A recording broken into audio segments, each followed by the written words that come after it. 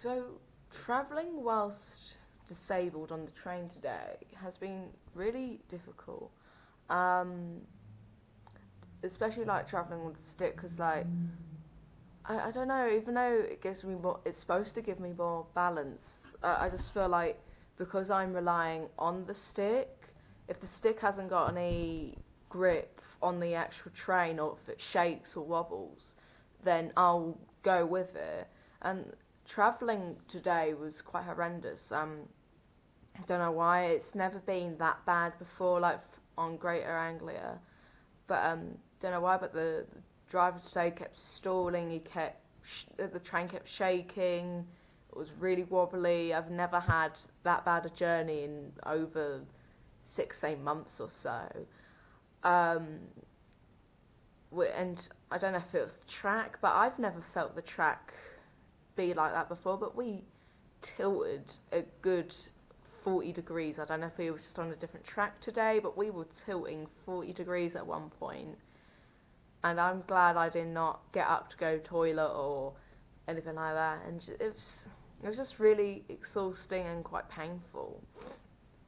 And going to the toilet was quite um, horrendous as well, because I don't know why. I don't know if it's just that train or what, or if I'm just finding it more difficult now because I have my walking stick. But the train toilets are tiny. They're not accessible for people with walking sticks, or if you just need extra room as a general. It was really small. Even I wanted to go without my stick, but again the train was so rockety and shaky. It was just like there's no way we were doing that today. There's no way I weren't walking up and down the train without my stick.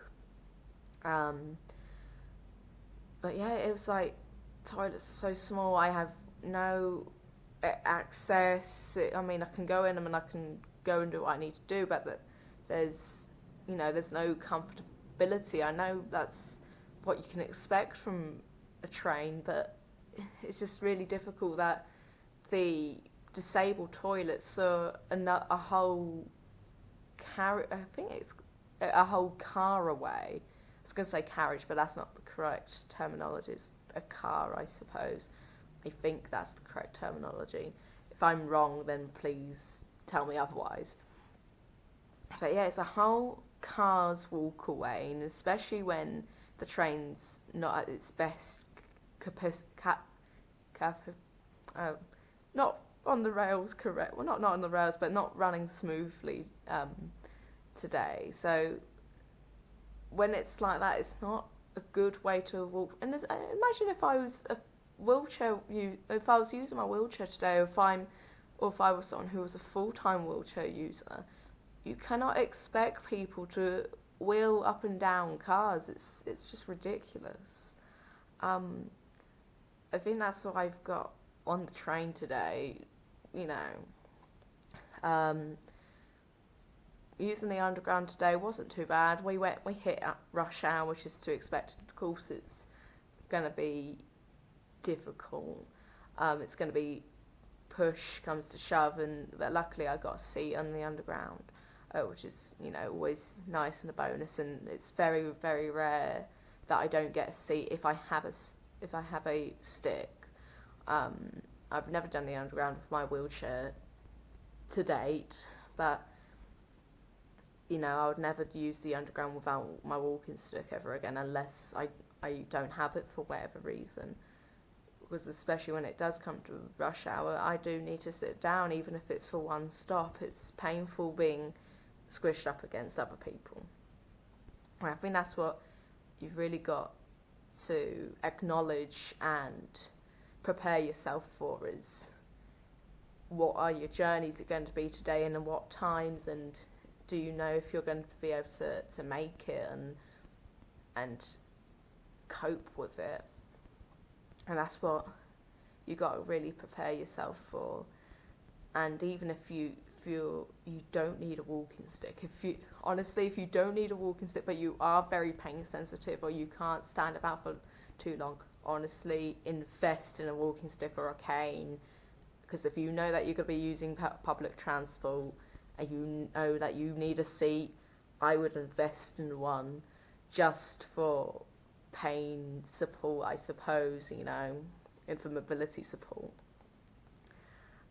So yeah, that's been my day so far. I've yet to go up to Hammersmith. We're currently just having a rest in our hotel in our new room, and because it's been a long day, I'm very tired. I got up really early because I was supposed to have blood tests, but we was late for it, and we got the option of either waiting or getting a new appointment, and we chose a new appointment because we didn't want to be late for the train, even though it was a while away, because we didn't know whether we was going to wait half an hour, an hour, or miss the train.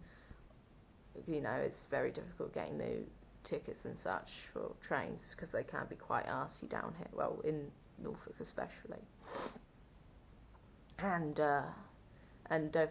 also before that we had to go and get breakfast too, because I can't go without breakfast because it makes me feel ill, and well, everyone needs breakfast at the end of the day. That's the whole point. Especially doing a full day out anyway, it can be very damaging to me, and it can make me feel much more anemic and fatigued than I really am. So yeah, we had to go out to Morrison's, go and get breakfast, go and get some extra food supplies for this weekend, because obviously food in London's very, very expensive, and it's going to be very rare that we're going to have more than 2 meals a day in London. I don't think we ever have had more than 2 meals a day in London when we come on holiday, because it is just that expensive. And in all fairness, I don't really eat much anyway, so I can run on just chicken nuggets, which is not, you know, it's not bad. It's living the dream. So yeah, that's what we had to do this morning. So I've been up since about 8:20, which is very, very early for me. And I get travel sick quite easily, and I feel ill a lot more when travelling, when tired and not had food. I guess everyone else usually does, but I kind of feel it quite quickly and easily. But yeah, that's been my travelling so far. I'm yet to travel to Hammersmith. I'm not too sure how packed or difficult it's going to be, but it's been alright so far. I've not been in too much pain. I've had to walk from the train station to the hotel, which was a bit longer than expected. However, I should be okay. I'm usually okay on the first day to day and a half, but I am getting pain in my shoulders, but I've had more of the pain today than I did this morning, so I am pretty much due for it. But I've got a lot more journeys to Hammersmith and then back. But let's see how that all turns out. I might be meeting some friends later, but who knows? No one knows where this day can go. I'm supposed to be resting, but I'm doing this instead. So yeah, this is today. This is travelling whilst disabled today. You know, I'll probably do a little bit more over the weekend, see how things go in the underground. Another big warning: Aldgate tube station does not have a lift. There's 4 exits, and all 4 exits are stairs. So that's a big warning. So if you come down to Tower Hill or Aldgate or Whitechapel, Aldgate tube station has no lifts or escalators. Oh well, Aldgate East, that's the one. You might have heard Mum whispering that to me. I didn't know if there was a difference between Aldgate and Aldgate East, but okay, Aldgate East / Whitechapel, that area, there is no stairs for that tube. So fun times. If you really can't do stairs, avoid it at all costs. That took it out of me. It was it went. You think, oh, there's a lot of stairs to go. That doesn't look too bad, but you can make it. Once you get up one lot, there is more, can more, and I'm like, just going to try and avoid that tube station as much as possible. But apart from that, it's all been well. Apart from shaky train and stairs, I've been okay. I'm tired. I'm actually quite ready for bed. But I don't want to give the show a miss because it's a great show. So I'm really excited for that. We'll be giving my review on Ghost Stories because it's not just a show. It's an entire experience, I suppose. It's because, you know, you're pretty much living the horror film, you're living the story, so because you're there, so it's a bit different to the actual film, and I'm really looking forward to it. We'll be giving my thoughts afterwards, do a little vlog around and in the theatre, hopefully. Never been to the Lyric Hammersmith before, so I'll be showing you some footage from within the theatre if I can. I might give a little bit of a review on how accessible it was for me, but they have been really good, because when I booked I said one for me, one for my carer, and I said, oh, I'm disabled, yada yada, and they said, oh, can you handle stairs? They automatically asked me if I could handle stairs, and I said no, and they said, we're going to put you middle, in middle row, like in the stalls. Now, even though I said I wanted front row, and they said no, if you want the front row you have to go down loads of stairs. We'll put you here in the middle, because it was directly in front of the lift, and I'm like, I feel quite blessed, like they look after me already, like quite iconic, like brilliant. So yeah, Lyric have really looked after me when it came to booking tickets and where they put me and such.